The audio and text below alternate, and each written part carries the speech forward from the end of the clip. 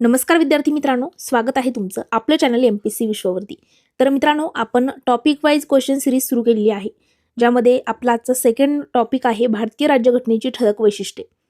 आता आपण घटना निर्मितीवरती टोटल 100 प्रश्न बघितले. त्याची PDF तुम्हाला ज्यांनी बॅच जॉईन केलेली आहे त्यांना सकाळी 8 वाजता ठीक 8 वाजता 100 प्रश्नांची PDF मिळते. 100 प्रश्न ते सोडवायचे, आन्सर की असते खाली आणि त्याचं ॲनालिसिस लेक्चर रोज संध्याकाळी 8 वाजता तुम्हाला या ठिकाणी मिळत असतं. तर ज्यांनी फर्स्ट लेक्चर केलेलं आहे ते तर फर्स्ट लेक्चर तर डेमो होतं, प्रत्येकाला फ्री होतं. आजचं आपलं सेकंड लेक्चर, याची PDF तुम्हाला सगळ्यांना मिळालेली आहे. ज्यांनी बॅच जॉईन केली आहे त्या सगळ्यांना PDF मिळाली. आज आपण त्याचं ॲनालिसिस लेक्चर या ठिकाणी बघणार आहोत. आता तुमचा थोडा वेळ न घेता आपण आपल्या लेक्चरला सुरुवात करूया. जे मुलं यूट्यूबवरती बघत असाल त्यांना प्रश्न असेल की ही बॅच जॉईन कशी करायची, तर मित्रांनो या नंबरवरती मेसेज करायचा आहे. फक्त message, okay. Topic wise series म्हणून मेसेज करायचा आहे. त्यामध्ये 3 टप्पे आहेत, 299, 399, 499 आणि 999 असे 3 बॅचेसचे आपल्या पार्ट केलेले आहेत. त्यामधला 999ची जी बॅच आहे त्यामध्ये सकाळी डेली तुम्हाला 8 वाजता PDF मिळते 100 प्रश्नांचे आणि रात्री त्याचं ॲनालिसिस लेक्चर असतं. प्लस ॲनालिसिस लेक्चरची PDF सुद्धा स्वतंत्र त्या ठिकाणी मिळते.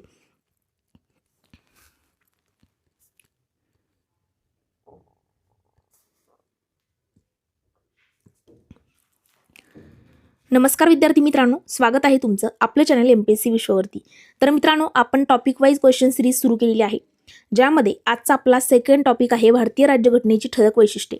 पहिला जो टॉपिक होता तो सगळ्यांना डेमो लेक्चर हे फ्री होतं, ज्यामध्ये आपण घटना निर्मिती त्यावरती सगळ्यांना 100 प्रश्न दिले होते. त्या 100 प्रश्नांचं ॲनालिसिस सुद्धा आपण यूट्यूबवरती केलेलं आहे आणि त्या ॲनालिसिसची PDF सुद्धा मी टेलिग्रामला टाकलेली आहे. आता ज्यांच्याकडे नसेल, ज्यांना बघायचं असेल फर्स्ट लेक्चर टोटल, तर ते तुम्ही बघू शकता चॅनलवरती फ्री ऑफ कॉस्ट त्या ठिकाणी टाकलेलं आहे. आता ही सिरीज, आता बघा आजचा आपला सेकंड या ठिकाणी टॉपिक आहे, याची PDF सकाळी ठीक 8 वाजता तुम्हाला PDF मिळत असते 100 प्रश्नांची. असं नाही की फक्त 100 प्रश्न, एखादा टॉपिक छोटा असतो त्याच्यावरती कमी प्रश्न 80, 70, 60 अशा पद्धतीने असतात. काही टॉपिक खूप मोठे आहेत तर त्याच्यावरती, जसं की संसद आहे, संसदवर 150 प्रश्न सुद्धा निघू शकतात. त्या पद्धतीने आपण केलेलं आहे आणि 5,500-6,000 हजार प्रश्नांची त्या ठिकाणी प्रॅक्टिस जी आहे तुमची या ठिकाणी करून घेण्यात येणार आहे. तर आता बघा, ज्यांनी बॅच जॉईन केली आहे, जे मुलं यूट्यूबला बघतायत त्यांना जर माहीत नसेल बॅच कशी जॉईन करायची, तर ह्या नंबरवरती बघा, स्क्रीनवरती हा नंबर आहे. या नंबरवरती तुम्ही टॉपिक वाईज सिरीज म्हणून मेसेज करायचा आहे. तुम्हाला ग्रुपला जॉईन केलं जाईल, ज्यांनी म्हणजे तुम्हाला त्या ठिकाणी PDF मिळतील, सोबत तुम्हाला लेक्चरची डेली लिंक सुद्धा दिली जाईल, तिथे तुम्ही लेक्चर बघू शकता. आता बघा, लेक्चरचा फायदा असा की पूर्णरंजन कोळंबे सरांचं बुक, लाईन टू लाईन प्रश्न त्यातून आहेत, काही बाहेरून सुद्धा स्पष्टीकरण, काही मुद्दे ॲड केलेले आहेत, त्यामुळे तुमचा टॉपिक जो आहे तो परफेक्ट होईल. तर बघा, थोडा वेळ न घेता आपण आपल्या लेक्चरला सुरुवात करूया. तर मित्रांनो, आजचं हे आपलं सेकंड लेक्चर आहे.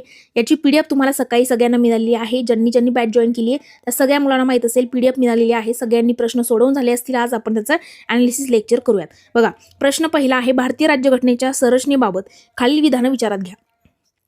तर विधानात्मक आपल्याला प्रश्न आहे की मूळ राज्यघटनेमध्ये 22 भाग, 395 कलम आणि 8 अनुसूच्या होत्या. त्यानंतर पुढे, सध्या भारतीय राज्यघटनेमध्ये 25 भाग, 470 पेक्षा जास्त कलम आणि 12 अनुसूच्या आहेत. जगातील इतर कोणत्याही लिखित राज्यघटनेमध्ये एवढी कलम आणि अनुसूच्या नाहीत. बरोबर. बघा, मूळ राज्यघटना जी होती आपली, त्या घटनेमध्ये 22 भाग होते. आज किती आहेत? 25 आहेत. तेव्हा 8 अनुसूच्या होत्या, आता किती आहेत? 12 आहेत. त्यानंतर पहिले 395 कलम, म्हणजे आजही शेवटचं कलम जरी 395 असलं तरी मध्ये काही उपकलम जोडलेले आहेत, त्यामुळे 470 पेक्षा जास्त कलम आज आहेत. तिन्ही ऑप्शन या ठिकाणी बरोबर असतील. बघा, पर्याय 1 बरोबर आहे, कारण 26 जानेवारी 1950 रोजी लागू झालेल्या मूळ राज्यघटनेची हीच सांख्यिकी होती. म्हणजे काय? 22 भाग, 1 प्रस्तावना, या गोष्टी लक्षात घ्या. दुसरा आहे, विविध घटना दुरुस्तीने, जसं की 42वी, 73वी, 74वी नवीन भाग आणि काही कलम जोडल्या गेल्यामुळे ही संख्या वाढली. आणि तुलनात्मक दृष्ट्या अमेरिकेच्या घटनेमध्ये केवळ 7, कॅनडाच्या घटनेमध्ये 147 आणि ऑस्ट्रेलियाच्या घटनेमध्ये 128 कलम आहेत. भारताची घटना जगात सर्वात मोठी लेखी घटना आहे. चौथाही बरोबर, कारण वरील सगळी विधानं बरोबर आहेत. बघा, प्रश्न दुसरा आहे की भारतीय राज्यघटनेच्या स्रोतांनुसार योग्य जोड्या लावायच्या आहेत. आपल्याला बघा, समवर्ती सूची, मार्गदर्शक तत्व, कायद्याने प्रस्थापित पद्धत आणि प्रबळ केंद्र असलेलं संघराज्य, याच्यावरती आपल्याला जोड्या लावायला विचारलेले. आता बघा, हा टॉपिक जो आहे, या टॉपिकवरती प्रश्न कशा पद्धतीने येतात. सगळ्यात पहिलं आणि महत्त्वाचं, घटनेच्या वैशिष्ट्यामध्ये कोणत्या देशाकडून आपण काय काय घेतलेलं आहे याच्यावरती प्रश्न येतो. 1935चा कायदा असेल, ब्रिटन असेल, त्यानंतर अमेरिका असेल, जपान असेल, दक्षिण आफ्रिका असेल, आयर्लंड असेल, या सगळ्या, ऑस्ट्रेलिया असेल, इथून आपण कुठून काय काय घेतलेले दरवर्षी प्रश्न असतो. त्यामुळे लक्षात घ्यायचं. आता समवर्ती सूची जी आहे ती आपण ऑस्ट्रेलियाकडून घेतली. आता हे प्रत्येकाला माहिती आहे. अचं जर 2 उत्तर असेल तर बघा, एक हा पर्याय गेला, हा पर्याय गेला, एलिमिनेशन मेथड. बघा आता हे 2 ऑप्शन म्हणजे आपण 50-50 पर्यंत आलो. आता मार्गदर्शक तत्व जरी माहित नसेल, कायद्याने प्रबळ केंद्र राज्य, प्रबळ केंद्र असलेलं संघराज्य म्हटलं की कॅनडा आपल्याला आठवलं पाहिजे. प्रबळ केंद्र कॅनडा असं लक्षात ठेवा. डचं 3 उत्तर आहे, तर इथे पण डचं 3 आहे, इथं पण डचं 3 आहे, म्हणजे याच्यावरून काही आपला प्रश्न सुटत नाही. आता कायद्याने प्रस्थापित आणि मार्गदर्शक तत्व. आता राज्य धोरणाचे बघा, मार्गदर्शक तत्वांना आपण काय म्हणतो, राज्य धोरणाची मार्गदर्शक तत्व, बरोबर, असा टॉपिक येतो. रंजन कोळंबे सरांच्या बुकमध्ये काय दिलंय, राज्य धोरणाची मार्गदर्शक तत्व. तर लक्षात काय ठेवायचं, आपण कुणाकडून घेतलेली आहे, आयर्लंडकडून. लक्षात कसं ठेवायचं बघा, आयर्लंडकडून आपण घेतलेली आहे RRR. काय लक्षात ठेवायचं, RRR, राज्य धोरणाची मार्गदर्शक तत्व. सभेवरती त्या ठिकाणी जे राज्यसभेतले हे आहेत उमेदवार, ते निवडून देण्याची पद्धत असेल. त्यानंतर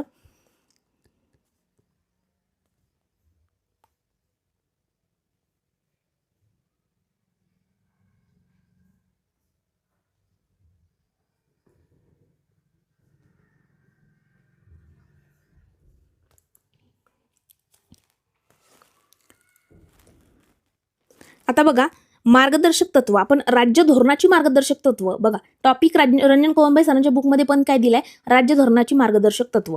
आता काही गोष्टी आपण मागच्या लेक्चरच्या पण रिकॉल करत चालू, इथेच एखादा टॉपिक जर त्याच्याशी रिलेटेड असेल किंवा एखादा मुद्दा असेल तोही मागचा आपण आठवायचा आहे. बघा आता राज्य धोरणाची मार्गदर्शक तत्व, आयर्लंडकडनं आपण काय काय घेतलेलं आहे असा प्रश्न जर आला तर आपण हे RR लक्षात ठेवा. R म्हणजे राज्य धोरणाची मार्गदर्शक तत्व आणि R म्हणजे राज्यसभा जी आहे, आपण म्हणतो ना लोकसभा आणि राज्यसभा, या राज्यसभेवरती सदस्यांचं नामनिर्देशन, काय नामनिर्देशन, हे सुद्धा आपण आयर्लंडकडून घेतलेलं आहे. त्यामुळे आपलं दुसरं ऑप्शन या ठिकाणी बरोबर असेल.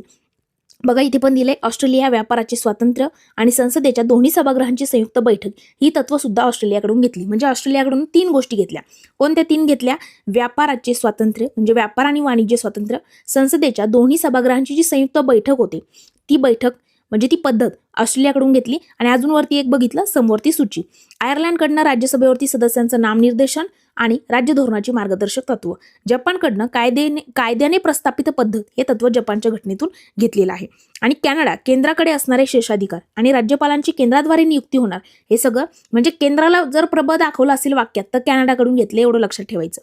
तिसरा प्रश्न, भारतीय संसदीय शासन पद्धतीला जबाबदार शासन असं का म्हटलं जातं. आता आपल्याला हे माहित पाहिजे एकदम बेसिक, की संसदीय आणि अध्यक्ष प्रणाली असते, आपण स्वीकारलेली आहे संसदीय, बरोबर. संसदीयमध्ये जबाबदार शासन म्हणजे संसदीय जी शासन पद्धती आहे तिला का जबाबदार शासन म्हटलेलं आहे, कारण काय असतं, कार्यकारी मंडळ जे आहे ते आपल्या कार्यासाठी कायदे मंडळाला उत्तरदायी असतं. आपलं कार्यकारी मंडळ कायदे मंडळाला उत्तरदायी असतं, म्हणून संसदीय शासन पद्धतीला एक जबाबदार शासन पद्धती म्हटलं जातं. पहिला आहे कारण यामध्ये राष्ट्रपती हे सर्व सत्तेचा केंद्रबिंदू असतात. आता संसदीय शासन पद्धतीमध्ये असतात का राष्ट्रपती सर्व सत्तेचा केंद्रबिंदू, चुकीचं आहे. बघा न्यायमंडळ हे संसदेला जबाबदार असतं का, नाही, कारण यात निवडणुका दर 5 वर्षांनी होतात म्हणून का, चुकीचं आहे. बघा फक्त हे लक्षात ठेवायचं की कलम 75(3) नुसार मंत्रिमंडळ हे सामूहिकरित्या लोकसभेला जबाबदार असते. जोपर्यंत लोकसभेचा विश्वास आहे तोपर्यंत सरकार सत्तेत राहू शकते. कलम 75(3) नुसार मंत्रिमंडळ सामूहिकरित्या लोकसभेला जबाबदार असतो, हे लक्षात ठेवायचं.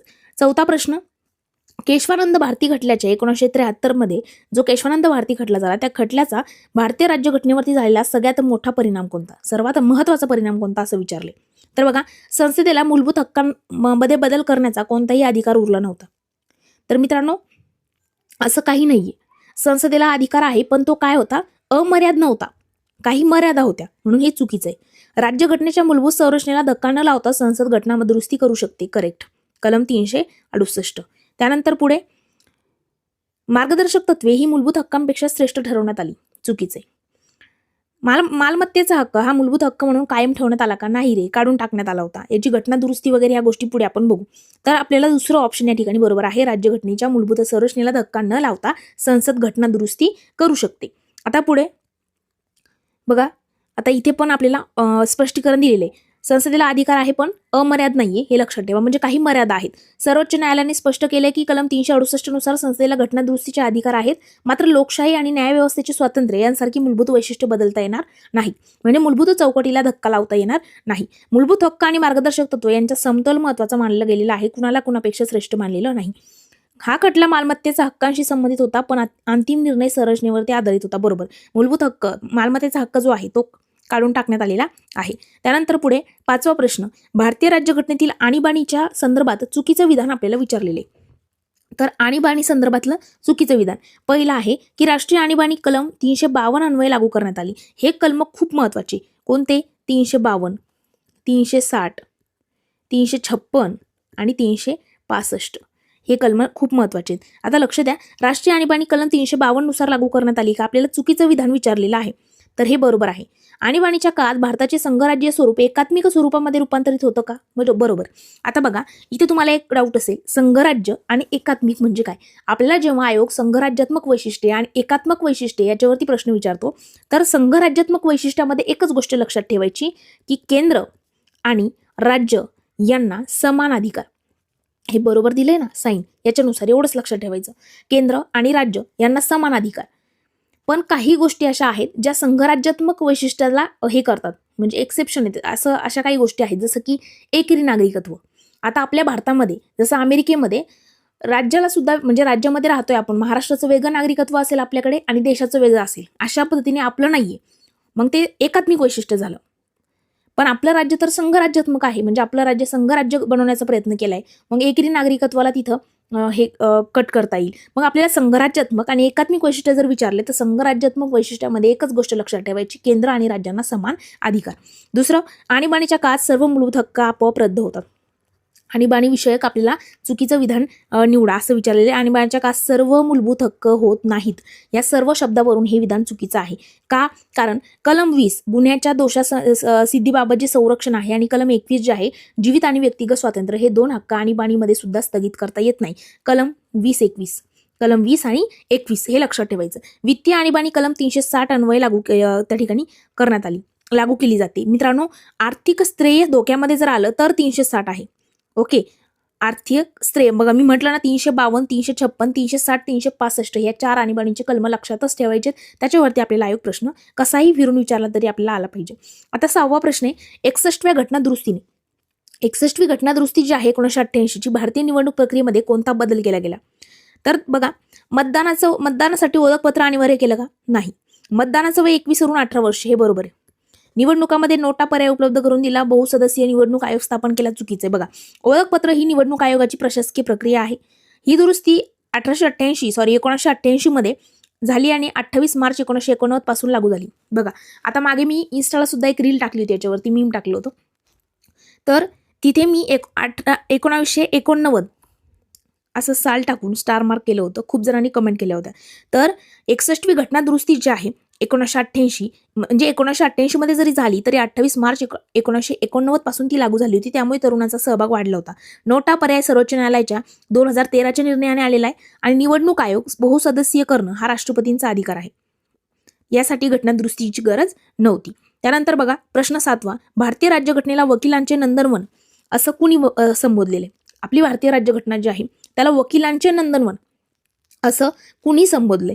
तर मित्रांनो, आयव्हर जेनिंग्स यांच्यावरती आता आपल्याला प्रश्न कशी येतात. आता ह्या चारही ऑप्शनचे पण खाली आपण बघू. आंबेडकरांनी घटनेला जिवंत दस्तऐवज म्हटलं होतं. काय? आंबेडकरांनी जिवंत दस्तऐवज म्हटलं होतं. घटनेतील क्लिष्ट भाषा, कायदेशीर गुंतागुंत आणि विस्तृत स्वरूपामुळे आयव्हर जेनिंग्स यांनी त्याला काय म्हटलं? वकिलांचे नंदनवन. नंतर ग्रॅनविल ऑस्टिन यांनी भारतीय संघराज्याला सहकारी संघराज्य म्हटलं आणि केसी व्हियर यांनी अर्ध संघराज्य म्हटलं होतं. याच्यावरती सुद्धा आयोग आपल्याला वारंवार प्रश्न विचारतो. भारतीय राज्यघटनेतील एकल नागरिकत्वाच्या तरतुदीचा मुख्य उद्देश काय आहे? तर मित्रांनो, राज्यांचा अधिकार कमी करणं हा म्हणजे आता एक नागरिकत्व आहे ना आपल्या इकडे. बघा, अमेरिकेसारख्या देशामध्ये दुहेरी नागरिकत्व असते, देशाचं आणि राज्याचं वेगळं, ज्यामुळे प्रादेशिक भेदभाव जो आहे तो होऊ शकतो. भारतात मात्र आम्ही भारताचे लोक ही भावना दृढ करण्यासाठी केवळ एकच भारतीय नागरिकत्व दिलेले. मग आपल्याला प्रश्न काय विचारलाय की भारतीय राज्यघटनेतील एकल नागरिकत्वाचा तरतुदीचा मुख्य उद्देश काय? उद्देश असा आहे का की राज्याचे अधिकार कमी करायचे वगैरे? नाही. भारतीय जनतेमध्ये प्रादेशिक अस्मितेपेक्षा राष्ट्रीय एकात्मता वाढवणं हा त्याचा मूळ उद्देश आहे. केंद्राला अधिक शक्तिशाली बनवणं हा पण उद्देश नाहीये. परदेशी नागरिकांना भारतामध्ये स्थायिक होण्यास मदत करणं हा पण उद्देश नाही. 9वा प्रश्न आहे की भारतीय राज्यघटनेच्या प्रजासत्ताक या वैशिष्ट्याचा अर्थ काय? बघा, आपल्याला सार्वभौम, धर्मनिरपेक्ष हे शब्द आपल्याला दिलेले आहेत, समाजवादी. तर याचा अर्थ सुद्धा आपल्याला एक विचारू शकतो. भारतीय राज्यघटनेच्या प्रजासत्ताकचा अर्थ म्हणजे रिपब्लिक या वैशिष्ट्याचा अर्थ विचारलेला आहे आपल्याला. भारताचा राज्यप्रमुख हा वंश परंपरागत नसेल.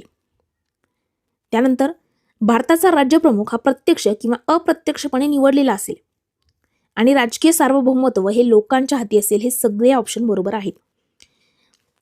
पर्याय 1 आणि 2 का बरोबर? कारण ब्रिटनमध्ये राजा आणि राणी वंश परंपरागत असतात, पण भारतामध्ये राष्ट्रपतीची निवड जी आहे ती केली जाते आणि त्यांची निवड प्रक्रिया वगैरे सगळ्या गोष्टी आपण पॉलिटीमध्ये शिकतो.